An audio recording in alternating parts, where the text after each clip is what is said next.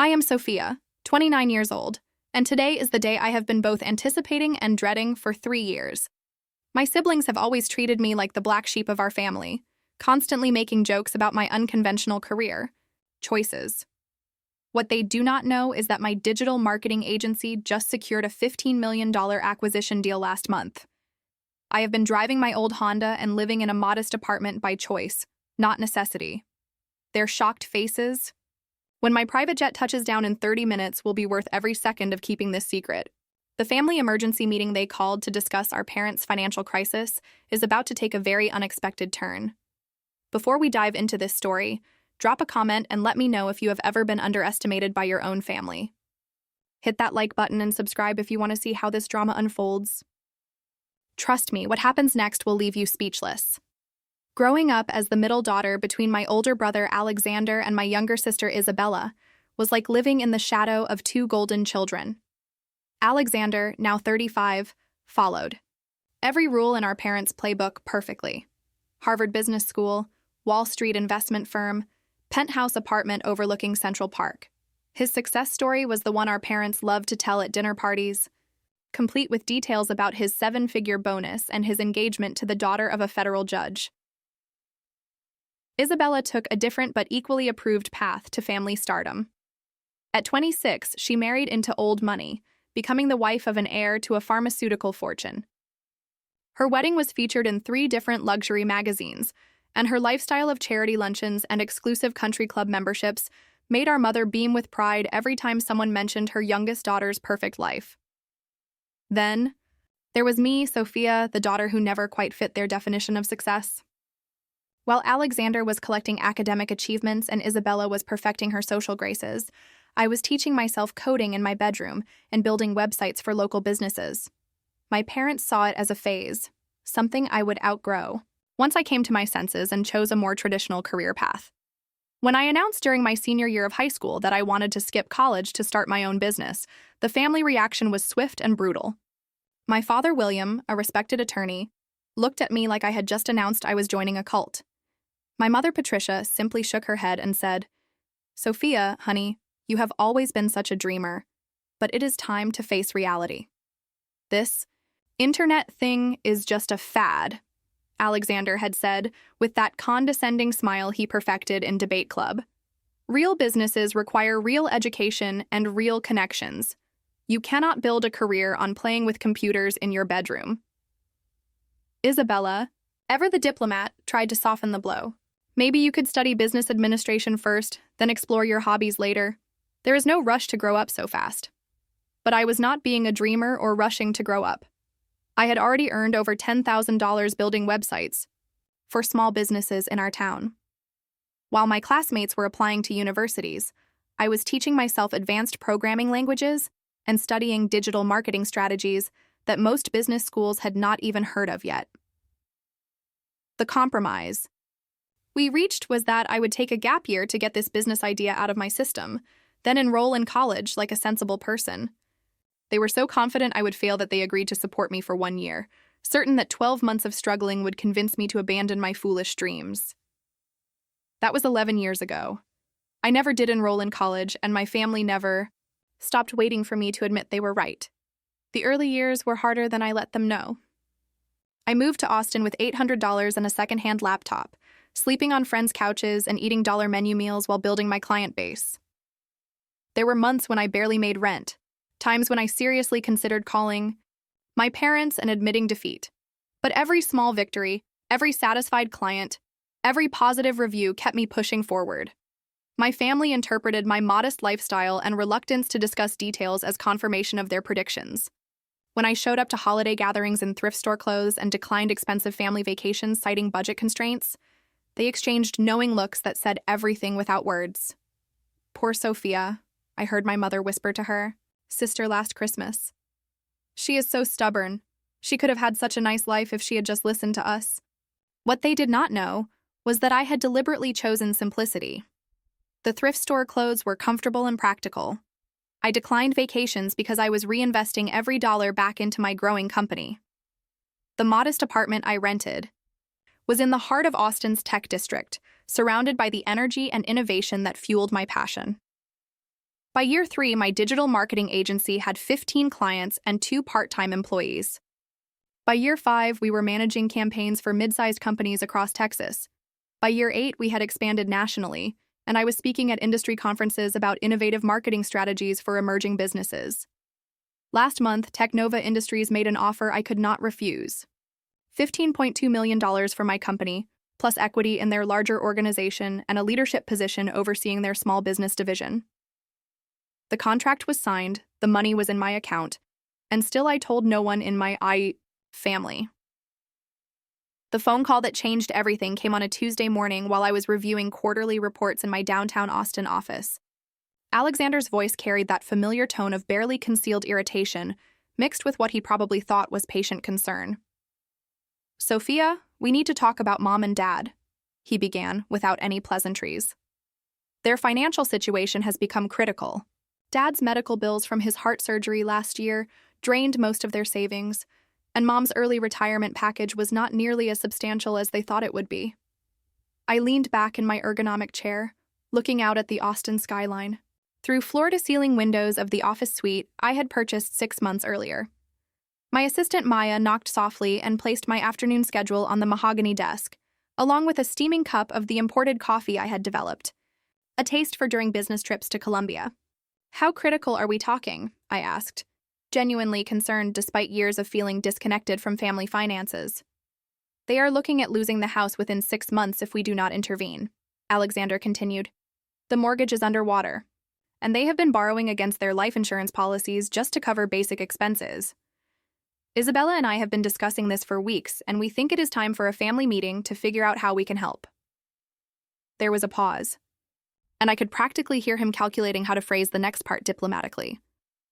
"Obviously, we do not expect you to contribute at the same level as Isabella and me, given your circumstances, but even a small monthly contribution would help, and maybe you could provide some of those computer services you do to help Dad, organize his medical records or something." The condescension was so casual, so automatic that it took my breath away. Here was my brother, planning to rescue our parents while simultaneously assuming I was too financially struggling to contribute meaningfully. The irony was staggering.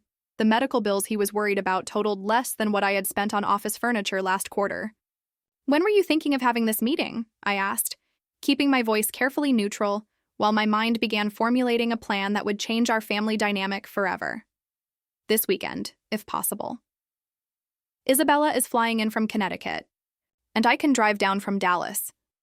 We were hoping you could make it to their house by Saturday afternoon. I know taking time off work might be difficult for you, but this is family." Taking time off work. As if I were an hourly employee who had to beg for permission to attend family emergencies. The assumption stung, but it also crystallized my decision about how this weekend would unfold. "I will be there," I said simply. "What time should I arrive?" About 2 o'clock? That will give you time to drive over from wherever you are living now." "You are still in Texas, right?"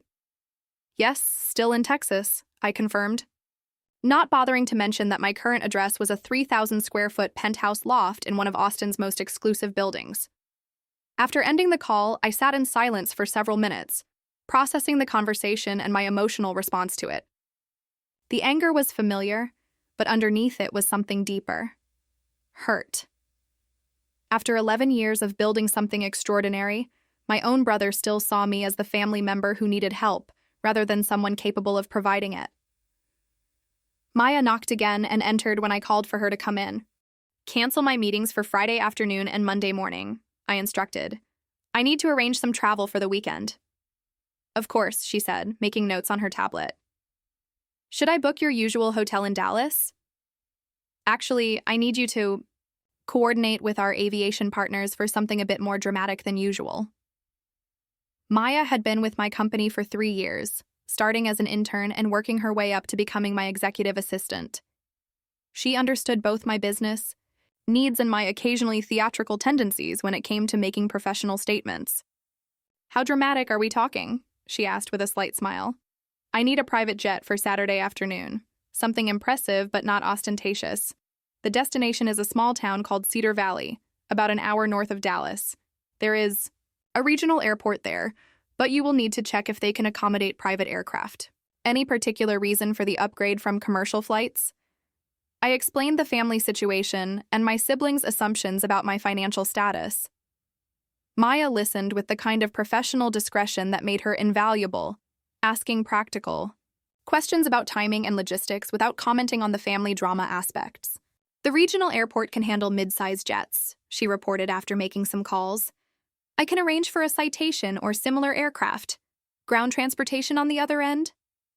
That is where this gets interesting, I said. I want to make an entrance that will be impossible for my family to ignore or explain away. What are our options for dramatic arrival? Maya's smile widened. She enjoyed these kinds of challenges.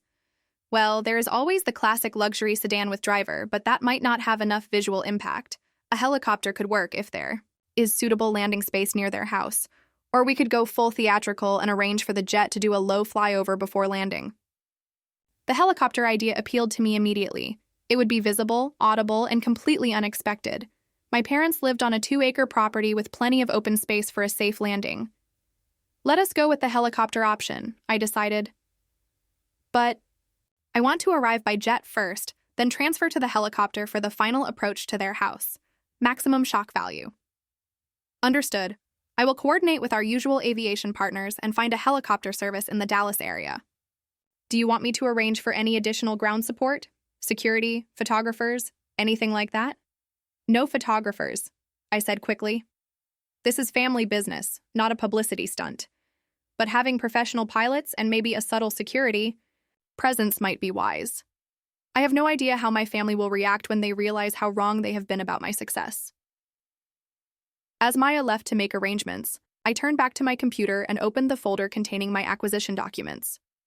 The final wire transfer from Technova had cleared 3 weeks ago, making me wealthier than I had ever imagined possible. But looking at those numbers on the screen, I realized that the money itself was not what excited me about Saturday's revelation. What excited me was the prospect of finally being seen accurately by the people who had known me longest and understood me least.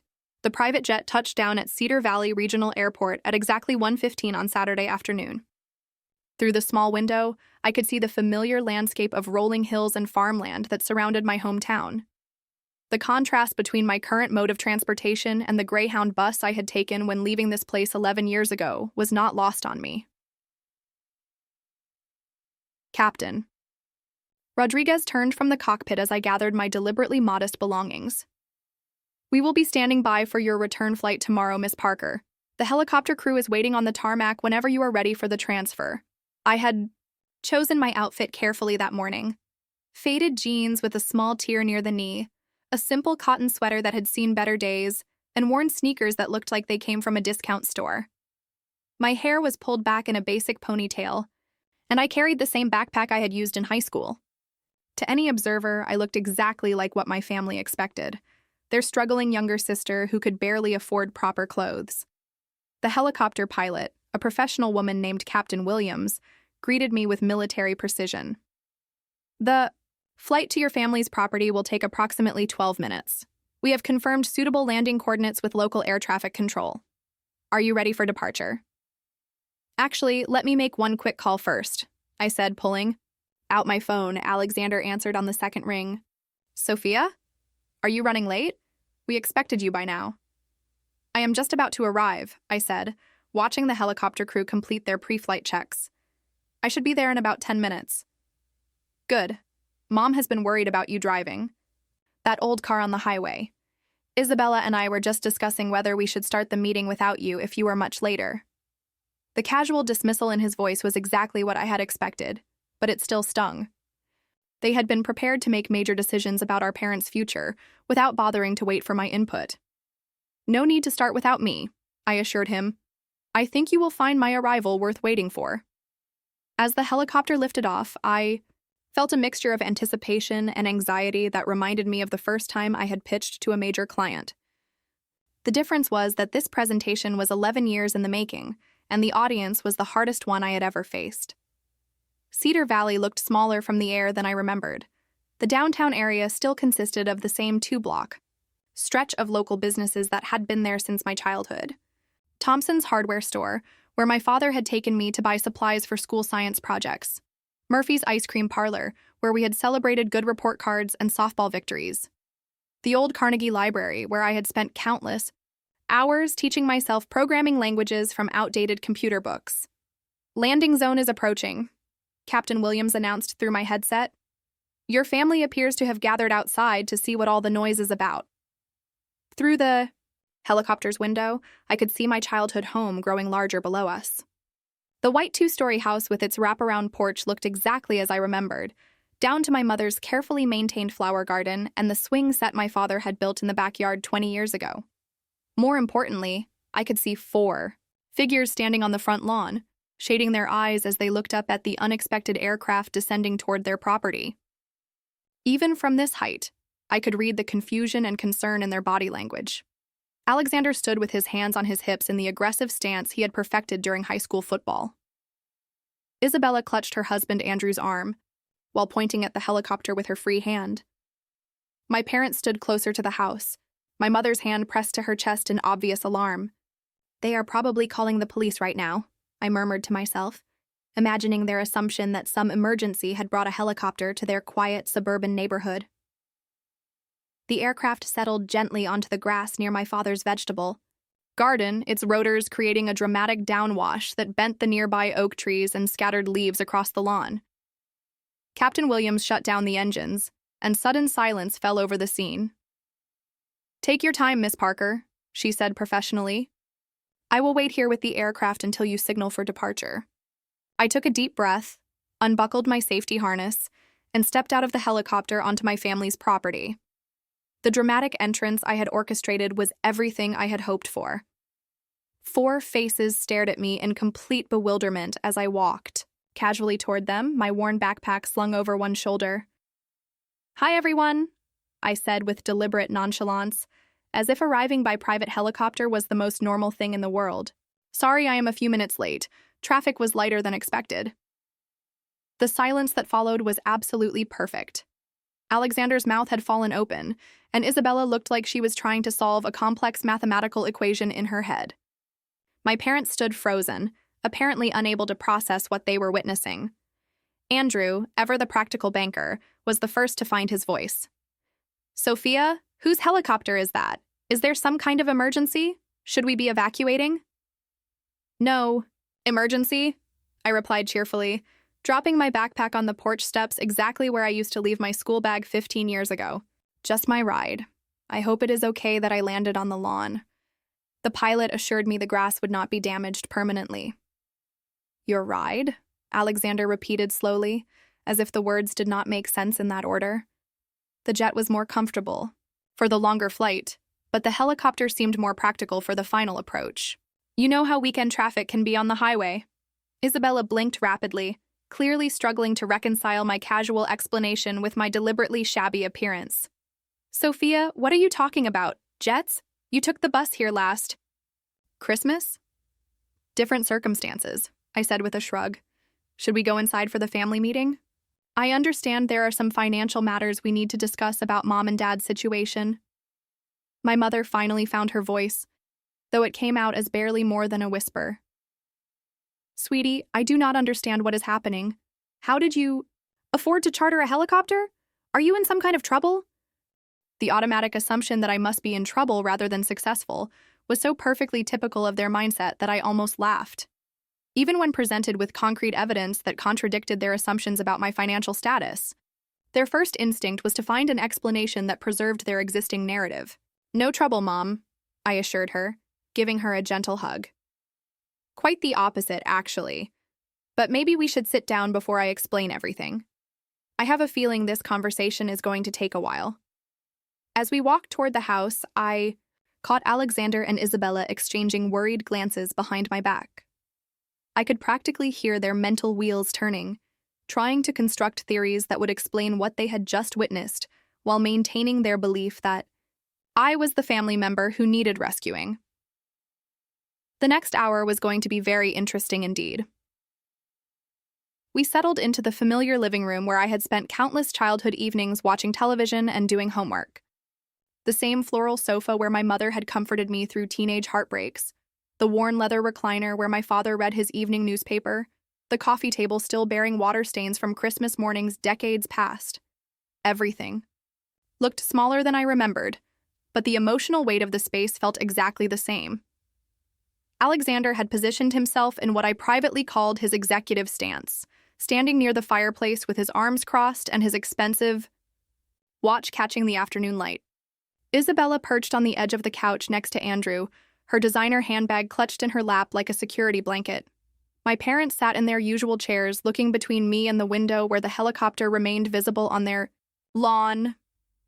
"All right, Sophia," Alexander began in the tone he typically reserved for board meetings. "I think we all deserve an explanation. How exactly did you arrive here in a private helicopter? And please do not tell us you won some kind of radio contest." I almost smiled at his assumption that any windfall in my life would have to be based on luck rather than achievement. "No radio contest," I confirmed, settling cross-legged on the carpet exactly where I used to sit as a child. "Though I understand why you might think that would be the most likely explanation." "Then what?" Isabella pressed. "Sophia, you have to understand how confusing this is. Last Christmas you said you could not afford to fly home, so you took that horrible overnight bus. Now you are arriving in helicopters like some kind of celebrity." The mention of last Christmas stung because it highlighted how completely they had misunderstood my choices. I had taken the bus not because I could not afford a plane ticket, but because I had been between meetings in Dallas and Austin, and the bus route was actually more convenient than flying. But their assumption that financial limitation was the only possible explanation had been so automatic that I had not bothered to correct it. "People's circumstances can change quickly in business," I said carefully, "especially in technology. One successful project can alter everything." "What kind of successful project?" my father asked, leaning forward with the first genuine interest he had shown in my work in years. "Are you saying you made enough money from building websites to charter aircraft?" "Not exactly websites anymore, Dad. My company has evolved significantly over the past few years." Alexander scoffed. "Evolved into what?" "Sophia, I work in corporate finance. I understand business valuations. There is no way a small freelance operation could generate the kind of revenue required for private aviation. Are you sure you are not in over your head with some kind of debt situation?" There it was again, the automatic assumption that any apparent success on my part had to be either illusory or unsustainable.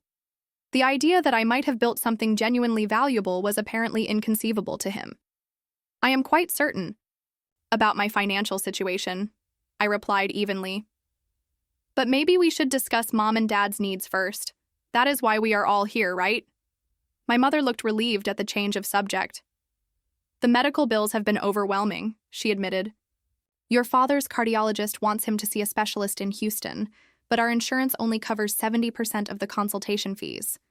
And the house repairs we have been putting off are becoming urgent." "How urgent?" I asked, genuinely concerned about their immediate needs.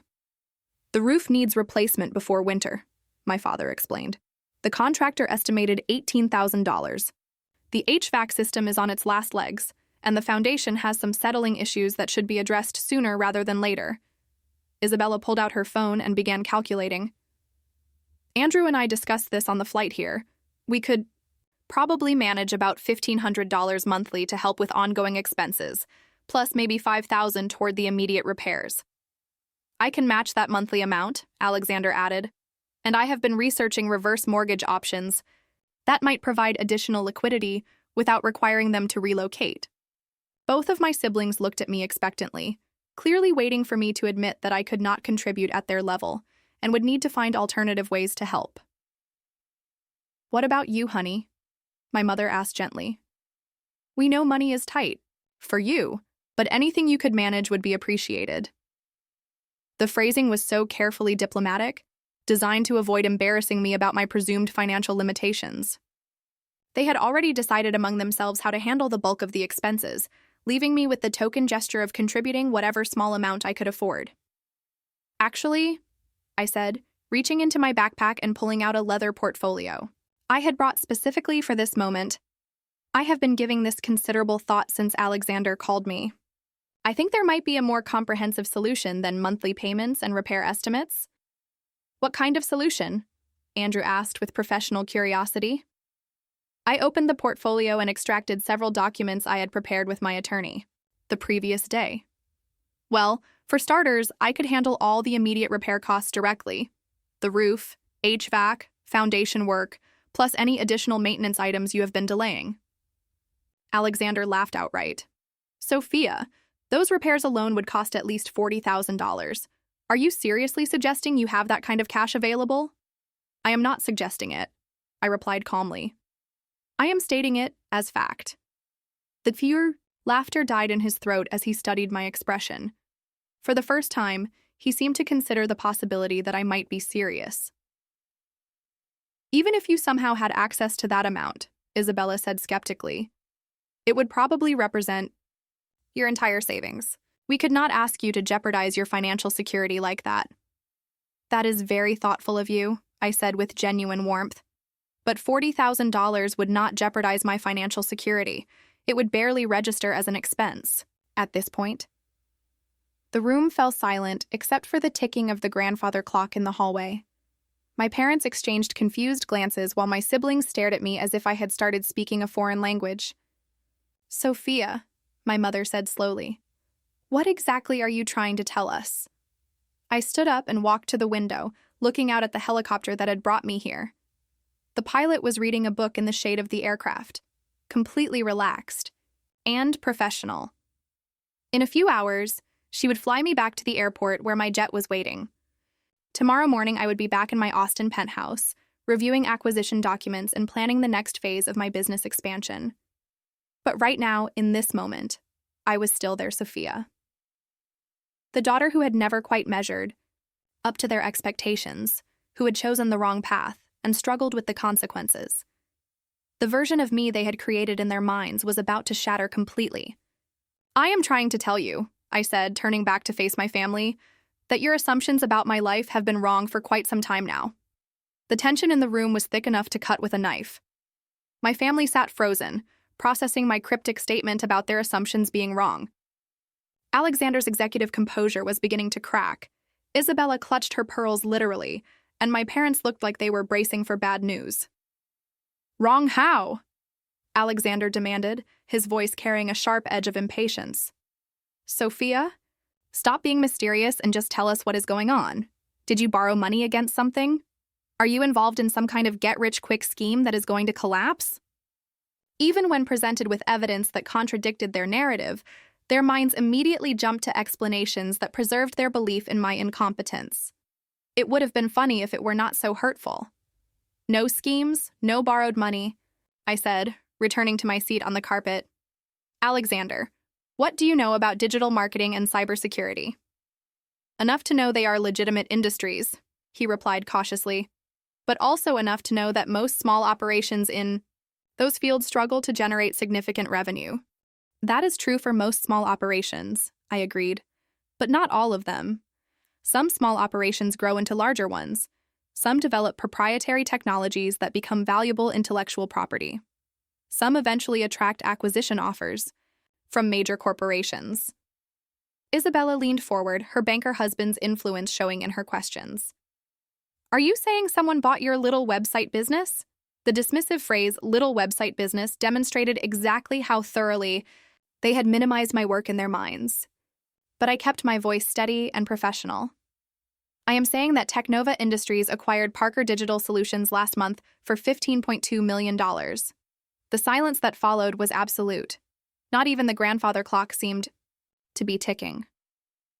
Alexander's face went through several color changes, settling on a pale shade that matched the walls.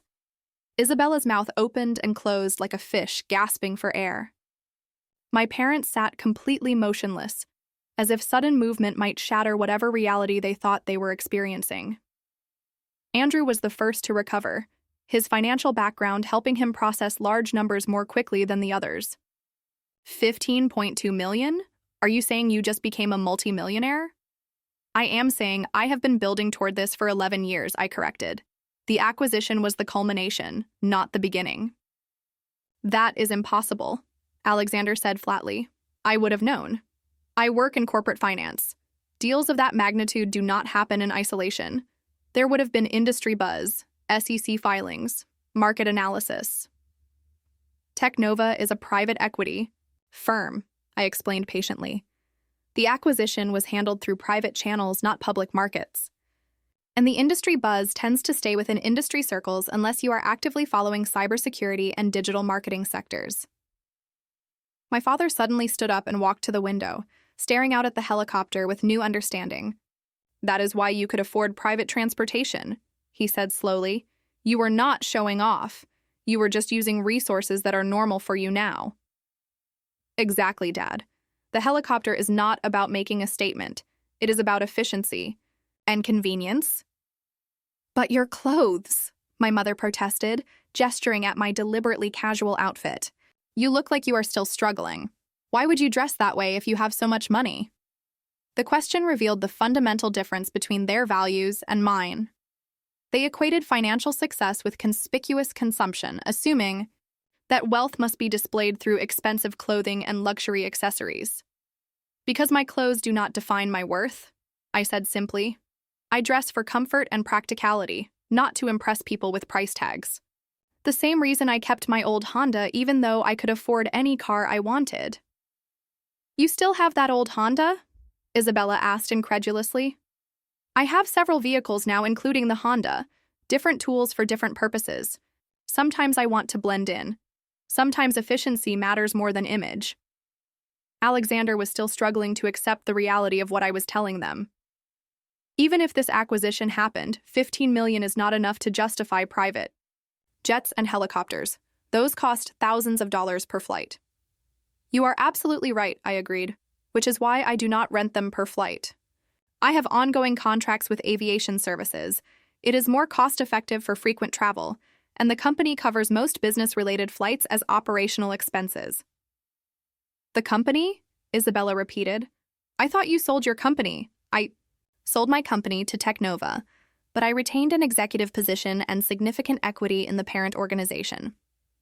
Parker Digital Solutions is now a division of Technova, and I oversee their small business cybersecurity initiatives across North America." The information was coming too fast for them to process completely. I could see them trying to reconcile this new reality with 11 years of assumptions about my failure and struggle. "How long have you been keeping this secret?" my mother asked, hurt evident in her voice. "It was not really a secret, Mom. It was more like you never asked the right questions. Every time I tried to talk about my work, the conversation got redirected to when I was going to get a real job or settle down like Isabella." "We were worried about you," she protested. "You seem to be struggling so much." "I seem to be living simply," I corrected. "There is a difference. I chose not to flaunt success because material displays felt empty to me. I was more interested in building something meaningful than in buying expensive things to impress people." Alexander was pacing now, his analytical mind working through the implications. "If what you are saying is true, then you could solve Mom and Dad's financial problems completely, not just contribute to a solution, but handle everything yourself." "I could," I confirmed. "In fact, I already have been handling some things quietly. The specialist appointment Dad needs in Houston? I arranged that consultation and covered the fees 3 weeks ago. It is scheduled for next Thursday." My father turned from the window, his expression a mixture of gratitude and confusion. "You paid for Dr. Richardson's consultation, but the insurance coordinator told us it would cost over $2,000. "It did cost over $2,000. I handled it through a medical concierge service that specializes in coordinating care for complex cases. Dr. Richardson is one of the top cardiologists in the region." "Why did not you tell us?" my mother asked. "Because I knew what would happen. You would have insisted on paying me back, or you would have felt guilty about accepting help, or you would have started treating me differently because of money rather than just accepting help from someone who loves you." The room fell silent again as they absorbed this information. I could see the mental recalibration happening in real time, years of assumptions crumbling and reforming into new patterns. "So, when we called this meeting to discuss how to help them financially," Isabella said slowly, "you already had the resources to solve everything yourself." "And I was prepared to do exactly that," I confirmed. "But I wanted to understand how you all saw the situation first. I wanted to know if you would include me as an equal partner in finding solutions, or if you would automatically assume I needed to be taken care of rather than being able to contribute. Alexander stopped pacing and stared at me. We failed that test completely, did not we? It was not a test, I said gently.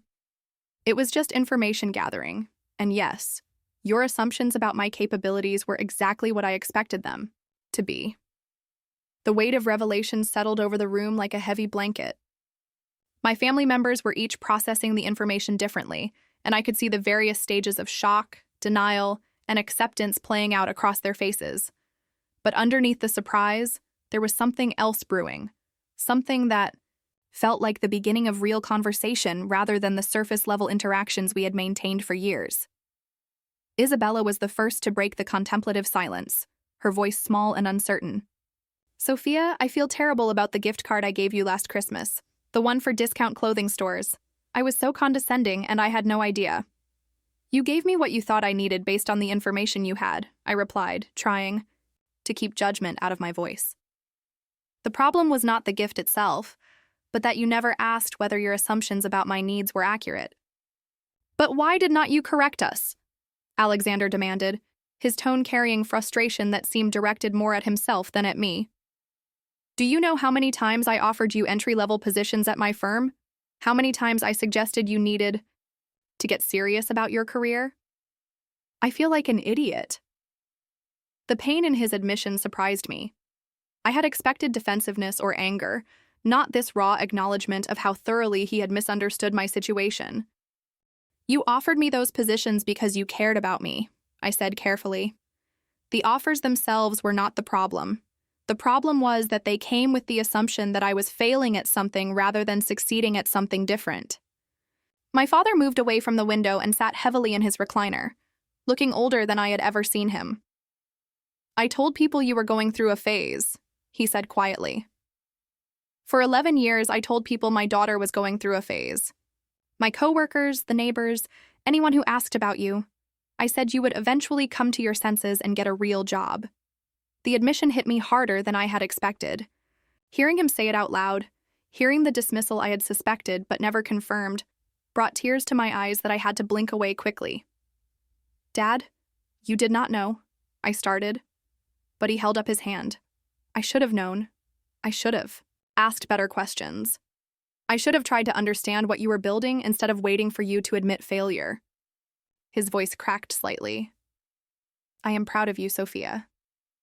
I should have been proud of you all along, but I was too stubborn to see past my own expectations. My mother was crying now, not the dramatic tears that sometimes accompanied family arguments, but quiet, steady tears that spoke to deeper regret. We made you feel like you had to prove yourself to us, she said. We made you feel like your love and your success were not enough unless they looked the way we expected them to look. It was not intentional, I said, moving to sit on the arm of her chair and taking her hand. You were trying to protect me from what you saw as poor choices. Parents are supposed to worry when their children take unconventional paths. But we never stopped worrying long enough to notice that your path was actually working, she replied. We were so busy waiting for you to fail that we missed you succeeding.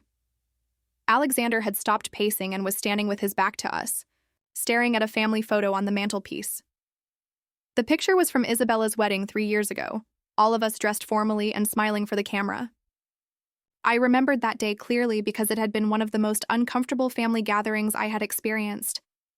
Everyone had been so focused on celebrating Isabella's perfect wedding and perfect new life that my presence had felt like a reminder of family disappointment. I need to tell you something, he said without turning around. Something I am not proud of. We all waited as he gathered his thoughts. After you left for Austin, Isabella and I used to take bets on how long you would last before coming home. 6 months, maybe a year at most. We were so certain you would fail that we actually found it amusing. Isabella gasped. Alexander, do not. No, she needs to know, he continued, finally turning to face me. We thought we were being realistic about your chances, but we were actually hoping you would fail because it would validate our choices to follow conventional paths. Your success challenges everything we believed about how life is supposed to work. The honesty was brutal but also somehow liberating. Finally, someone was acknowledging the dynamic I had felt but could never quite articulate. When you did not come home after 6 months, we decided you were just too proud to admit defeat, Isabella added quietly. When you did not come home after 2 years, we decided you were probably struggling but managing to scrape by somehow. We never seriously considered that you might actually be thriving.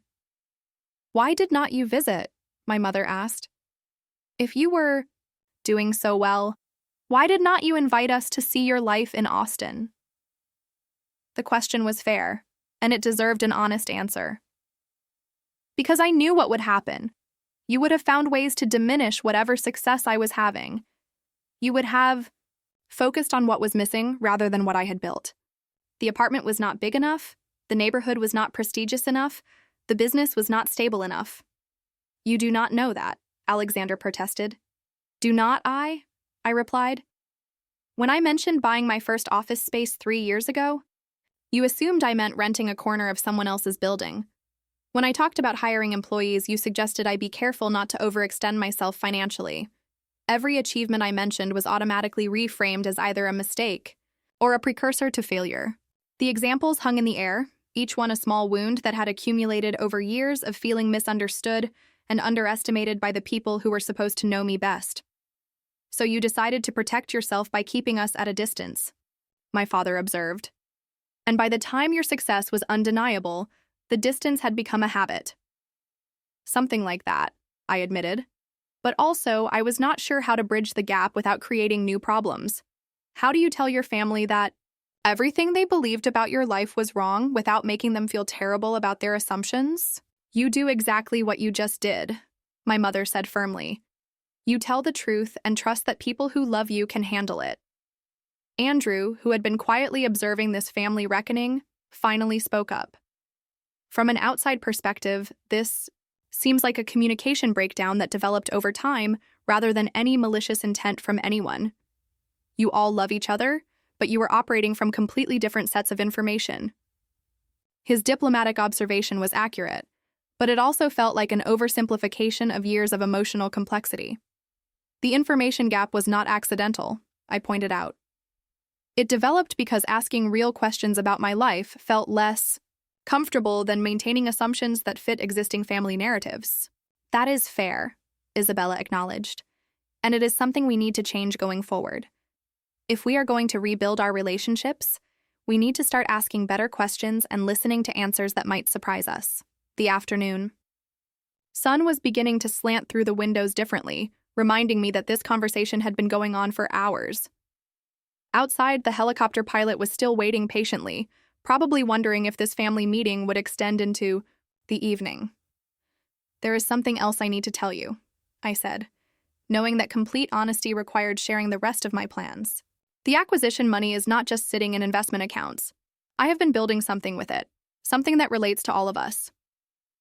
My family leaned forward with renewed attention, clearly bracing themselves for another revelation. The afternoon had already shattered most of their assumptions about my life, but I could see in their expressions that they were beginning to understand there might be more surprises coming. What kind of something? Isabella asked cautiously, as if afraid the answer might overwhelm her already strained capacity for processing unexpected information. I reached into my portfolio and pulled out a thick folder marked with the logo of a law firm none of them would recognize. 6 months ago, I established the Cedar Valley Community Foundation. It is a nonprofit organization focused on supporting aging populations in rural areas, specifically providing innovative healthcare solutions and family support services. Alexander's financial background kicked in immediately. How much funding are we talking about? Initial endowment was $8 million, I replied matter-of-factly. The foundation operates independently, but I serve as the primary board member and strategic director. The number hit them like a physical blow.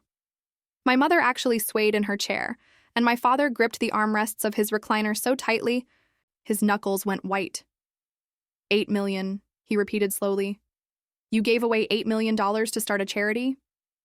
I invested $8 million in a sustainable solution to problems I saw firsthand, I corrected. Problems that affect thousands of families like ours who find themselves caught between needing specialized care and not being able to afford it within existing healthcare systems. But why here? Isabella asked. Why Cedar Valley?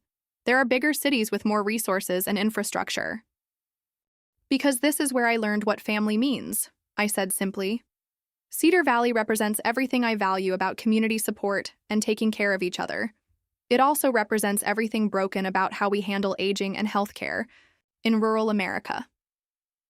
I opened the folder and began spreading documents across the coffee table. Architectural plans, medical facility designs, staffing proposals, and financial projections covered every available surface. The Foundation's first major project is a comprehensive senior living and healthcare campus about 15 minutes from here. Not a traditional nursing home, but a community of interconnected services designed to support aging in place with dignity and independence. Andrew leaned forward to examine the architectural renderings, his banker's eye immediately drawn to the scope and scale of the project. This looks like a multi-million-dollar development. The infrastructure alone would cost more than most small towns' annual budgets. Phase 1 construction budget is $12 million, I confirmed, but the economic impact extends far beyond the initial investment. We are projecting 200 permanent jobs during operation, plus construction. Employment for the next 18 months. My father was studying the medical facility plans with the intensity he usually reserved for legal documents. This memory care unit, is it designed specifically for dementia patients? Among other things, yes. The entire campus is built around the principle that medical needs should not require sacrificing quality of life or family connections. Residents can maintain their independence while having immediate access to specialized care when needed. And our parents would qualify for this facility? Alexander asked, though his tone suggested he already suspected the answer. Mom and Dad are not just qualified, I said, pulling out another set of documents. They are already enrolled as founding residents with lifetime care guarantees and zero out-of-pocket expenses. The silence that followed was different from the earlier shocked silences. This was the quiet of people trying to process generosity so comprehensive that it redefined their understanding of what was possible. Lifetime care, my mother whispered. For both of us? For both of you, with priority placement, personalized care plans, and access to any additional services that become necessary as your needs change. The memory care unit has been specifically designed with Dad's condition in mind, incorporating the latest research in environmental therapy and cognitive support. Isabella was crying again, but these were different tears than earlier. Sophia, this is too much. We cannot accept something so enormous. You are not accepting charity, I said firmly. You are accepting love expressed through resources I am fortunate to have.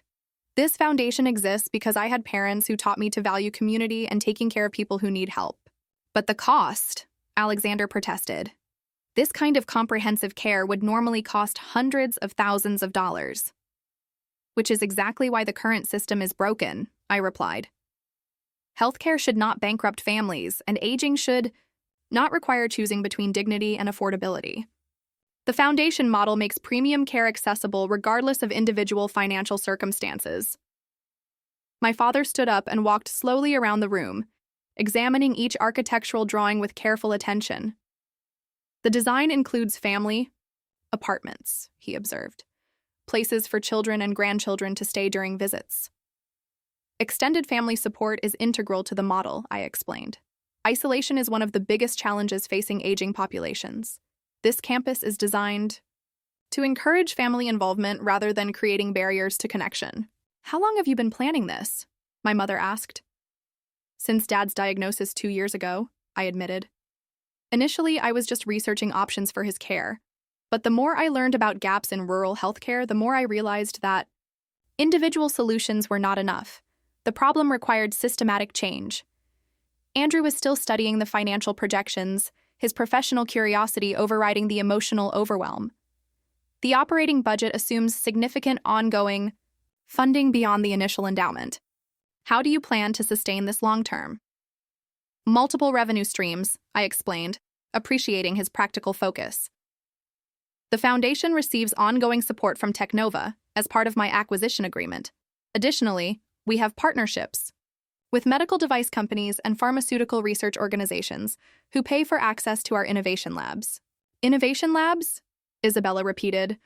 Part of the campus functions as a research and development center for aging-related technologies. We are developing everything from improved mobility aids to cognitive therapy applications. The research generates revenue while directly benefiting our residents through access to cutting-edge treatments.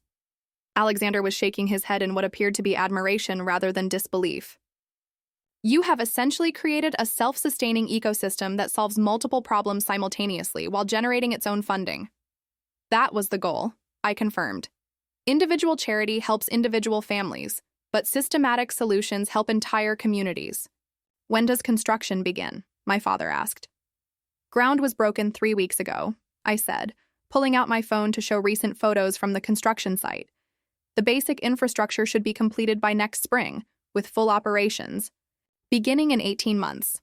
The photos showed heavy machinery, foundation work, and construction crews working on what would eventually become the most advanced senior care facility in the region.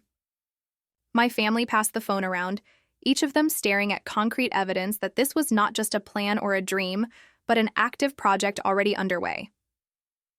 You did all this without telling us, my mother said, her voice a mixture of awe and hurt. You have been planning our future, providing for our care, building something extraordinary, and we had no idea. I wanted to surprise you, I admitted. But also, I needed to make sure the project was viable before raising hopes. Starting a healthcare foundation is complicated, and I wanted everything in place before involving family emotions in the process. What? About your siblings? Isabella asked quietly.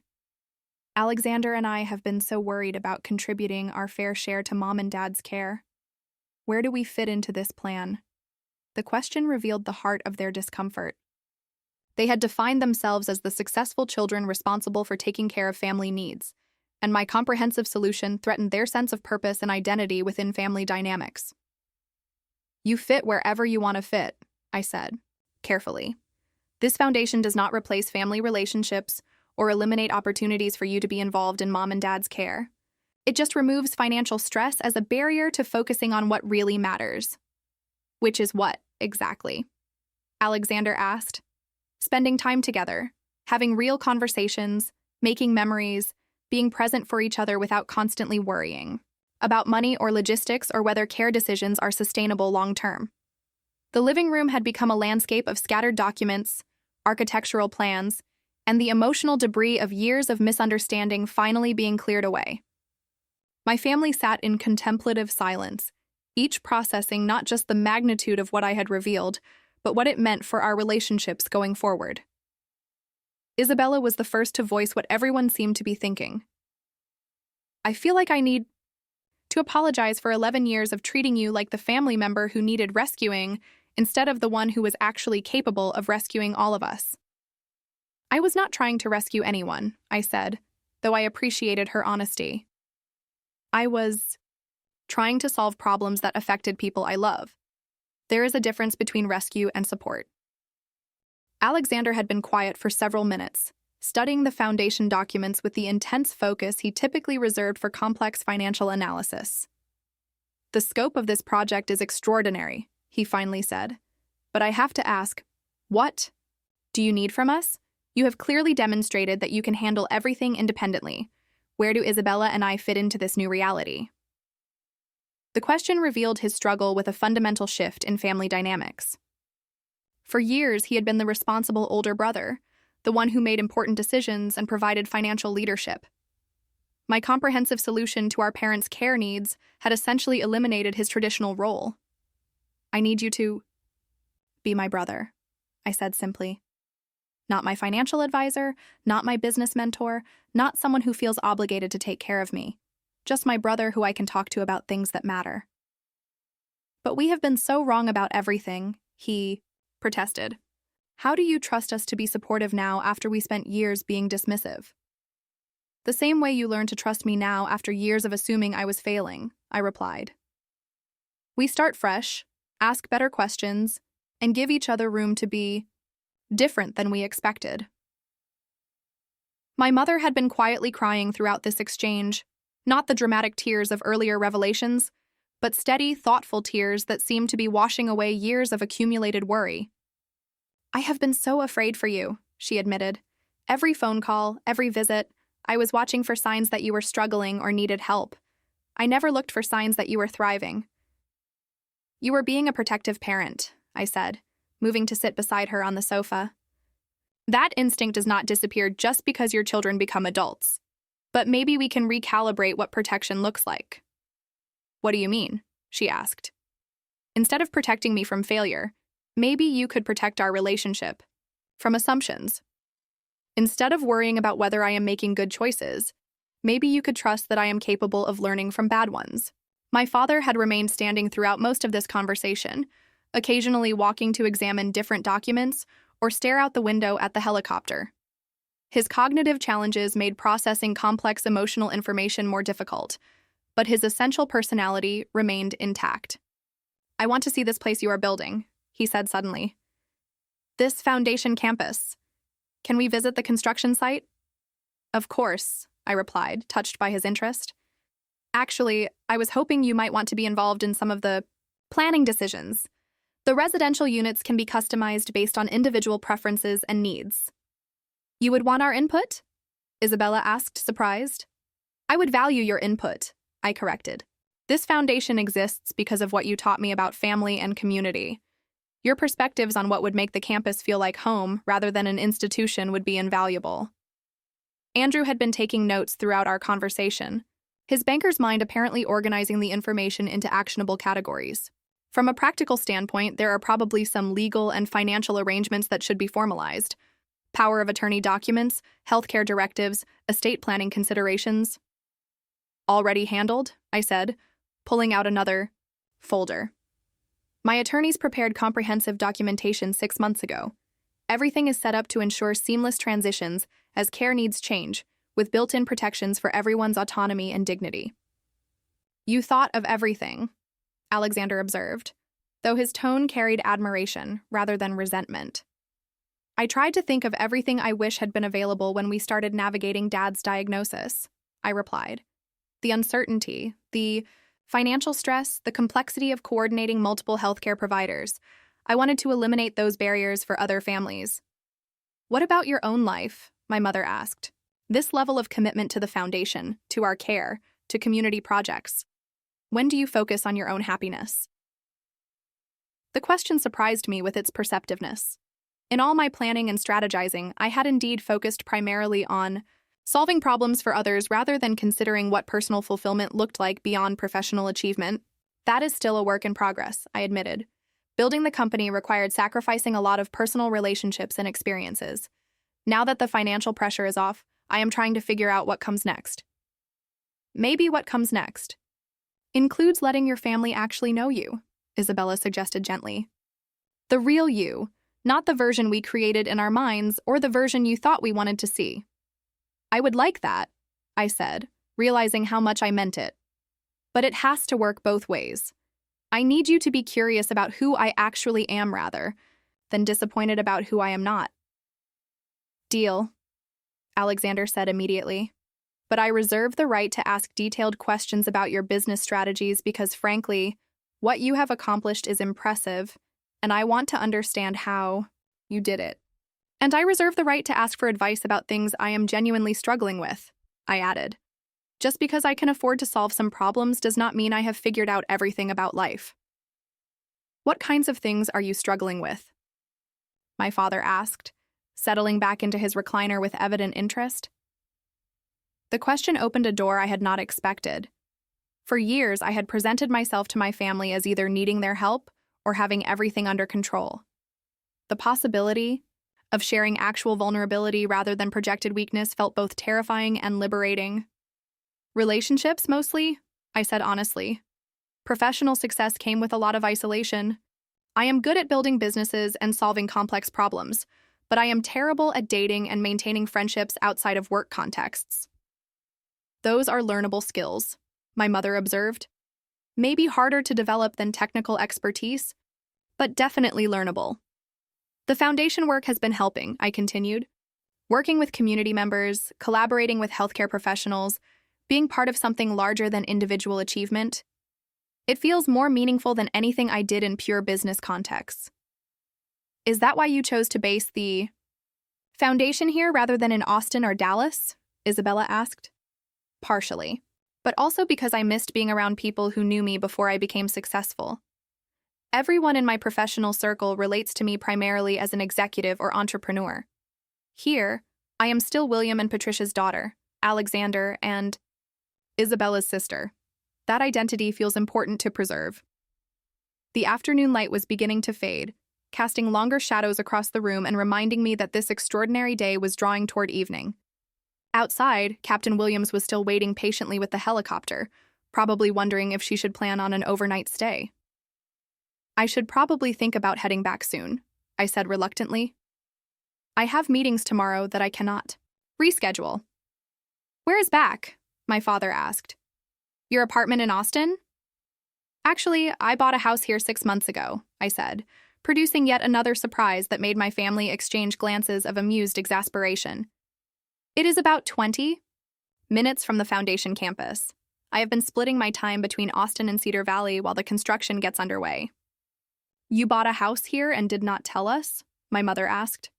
I wanted to make sure the Foundation project was viable before involving family emotions, I explained. But yes, I am planning to spend significant time here going forward, which means we will have plenty of opportunities to practice these new relationship dynamics. Alexander stood up and walked over to me, extending his hand in a gesture that felt both formal and deeply meaningful. I owe you a sincere apology, Sophia. Not just for today, but for years of treating you like someone who needed my guidance, rather than someone whose judgment I should respect. I shook his hand, then pulled him into a hug that surprised both of us. We all made assumptions, I said. The important thing is that we are willing to change them. As the sun began to set over Cedar Valley, painting the sky in shades of orange and pink that reminded me why I had missed this place so much, our family found ourselves in a circle of chairs on the front porch. The helicopter sat silently on the lawn, its presence no longer shocking, but simply part of a day that had redefined everything we thought we knew about each other. I have one more confession to make, I said, reaching into my backpack for the last time that day. The house I bought here? It has 6 bedrooms and sits on 12 acres adjacent to the Foundation campus. Isabella laughed, a sound that was equal parts amusement and exasperation. Of course it does. At this point, I would be surprised if you told us you bought anything modest. It is designed to be a family gathering place, I continued, ignoring her gentle teasing. Holidays, weekends, whenever anyone wants to visit mom and dad at the campus, or just spend time together without the pressure of cramped quarters and sleeping arrangements. You bought a family compound, Alexander summarized, shaking his head with what looked like admiration. You really did think of everything. I thought. Of what I wished we had when I was growing up, I corrected. Space for everyone to be comfortable, room for grandchildren to run around, proximity to excellent health care, and distance from the pressures that keep us all too busy to really connect. My father had been quiet during this final revelation, but now he leaned forward with the kind of focused attention that had become rare since his diagnosis. Are you planning to get married and have children, Sophia? This house sounds like it was designed for a large family. The personal question caught me off guard. For years, our conversations had stayed safely in neutral territory, avoiding topics that might require emotional vulnerability from any of us. I hope so, eventually, I said honestly. But first, I need to figure out how to build relationships with people who want to know me, rather than what I can provide for them. Success creates complications in personal relationships that I am still learning to navigate. That sounds lonely, my mother observed with the kind of maternal insight that had been absent from our interactions for too long. It has been lonely, I admitted, which is another reason why rebuilding our family relationships matters so much to me. You are the people who knew me before any of this success happened. You are the people who can remind me who I am when professional. Achievements start feeling more important than human connections. Andrew, who had been quietly taking notes throughout our conversation, looked up from his legal pad. From a practical standpoint, you might want to consider establishing some boundaries around financial disclosure going forward. People's attitudes toward you will change once word gets out about your wealth. Word will not get out from us, Alexander said firmly. This family has clearly demonstrated that we are capable of keeping secrets, even from each other. Too capable, Isabella added with a rueful smile. Maybe we should agree to less secret-keeping and more honest communication going forward. I would like that, I said. But honest communication requires all of us to ask better questions and give more complete answers. It cannot just be about me sharing more information. What do you mean? My mother asked. I mean that you need to be willing to hear answers that surprise you without immediately trying to fix or change them. And I need to be willing to share things that might worry you without expecting you to pretend everything is fine. The conversation was interrupted by Captain Williams approaching the porch. Excuse me, Miss Parker. I hate to interrupt, but we should discuss departure plans. The weather forecast shows possible evening storms, and flying conditions will be optimal for the next hour. I looked around at my family, reluctant to end this extraordinary day, but recognizing the practical necessity of returning to Austin. Actually, my father said slowly, would it be possible for us to see this house you bought before you leave? The request surprised me. My parents rarely expressed interest in activities that required significant travel or schedule changes. The house is only 20 minutes from here, I said. We could take the helicopter there, spend an hour looking around, then I could fly back to Austin from there, if everyone is interested. The unanimous enthusiasm for this plan revealed how much had changed in our family dynamic over the course of one afternoon. 6 hours earlier, the idea of my parents riding in a helicopter would have been unthinkable. Now, they were eagerly discussing logistics and expressing curiosity about seeing more of the life I had built. 20 minutes later, we were all standing in the spacious entryway of my Cedar Valley house, my family members speechless once again, as they took in the scale and thoughtful design of the space I had created for future gatherings. The master suite is on the ground floor for accessibility, I explained, leading them through rooms designed with aging parents in mind. Each bedroom has its own bathroom, and the kitchen was designed for multiple people to cook together without getting in each other's way. The view of the Foundation campus, Isabella observed, looking out the floor-to-ceiling windows in the living room. You can see the construction site from here. That was intentional, I confirmed. I wanted to be able to watch the progress and be immediately available if any issues arise during development. Alexander was examining the home office I had set up, complete with video conferencing equipment and multiple monitors for managing business operations remotely. You could run your entire division from here if you wanted to. That is the plan for at least part of each month, I said. The foundation work requires hands-on involvement, and I want to be available to Mom and Dad as their care needs evolve. We completed the tour and returned to the main living area. My family settled into comfortable seating arrangements that felt natural rather than formal. For the first time in years, we were simply spending time together without agenda or underlying tension. I have a request, my mother said as the time for my departure approached. Next Sunday, I want to cook dinner for all of us, here, in this beautiful kitchen you built for family gatherings. Nothing fancy, just the 5 of us eating together and talking about ordinary things. I would love that, I said immediately. But only if you let me help with the cooking. I never learned your recipe for that chicken and dumplings dish. It is time you learned, she agreed. Among other things, as we prepared to leave, my father approached me with the kind of serious expression he had worn when discussing important matters throughout my childhood. I want you to know, he said, his voice steady despite his cognitive challenges, that I am proud of the woman you have become. Not because of the money or the businesses or even this foundation, though those are impressive achievements. I am proud because you chose to use your success to take care of people you love. That says everything about your character. The words I had been waiting to hear for 11 years finally spoken, not in response to conventional achievements, but in recognition of values that truly mattered to me. As the helicopter lifted off, from the landing pad behind my house carrying me back toward Austin and the life I had built there, I looked down at my family waving from the porch. For the first time since leaving Cedar Valley as an 18-year-old, I felt genuinely excited about coming home. The Foundation campus construction lights were visible in the distance, concrete evidence that sometimes the best way to honor your past is to build a future that makes room for everyone you love. And sometimes, the most satisfying revenge against people who underestimate you is proving that success looks different than they imagined, but feels exactly like you always hoped it would. If you have ever felt underestimated by the people closest to you, drop a comment below and share your story. Remember to hit that like button if this resonated with you, and subscribe to Revenge Girls for more stories about women who prove that success comes in many different forms. Because sometimes the best revenge is not proving people wrong, but giving them the chance to be proud they were related to you all along.